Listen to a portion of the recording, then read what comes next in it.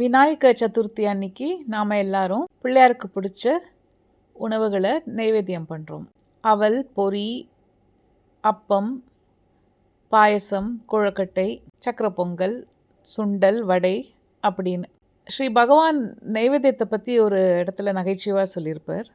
என்னென்னா, நைவேத்தியம்ங்கிறது, அதாவது நாம் பூஜை அப்போது பண்ணி நைவேத்தியம் பண்ணுறது எப்படி இருக்குன்னா, வெள்ளைப்பிள்ளையாரை கிள்ளி அந்த வெள்ளத்தையே அவருக்கு சமர்ப்பிக்கிற மாதிரி அப்படிம்பார். அது நகைச்சுவையாக இருந்தாலும் அதுக்கு பின்னாடி ஒரு பியூட்டிஃபுல் அர்த்தம் ஒன்று இருக்குது. உலகத்தை படைச்சது இறைவன், நம்மளை படைச்சது இறைவன். நாம் அந்த இறைவனுக்கு என்ன கொடுக்க முடியும்? அவன் படைச்சதுலேருந்து நம்மக்கிட்ட என்ன இருக்கோ அதுலேருந்து கொஞ்சம் அவனுக்கு சமர்ப்பிக்கிறோம்.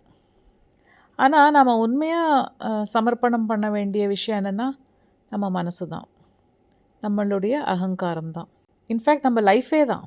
அதை பகவான் காலடியில் போட்டுட்டோன்னா அதுதான் உண்மையான சமர்ப்பணம், உண்மையான நைவேத்தியம்.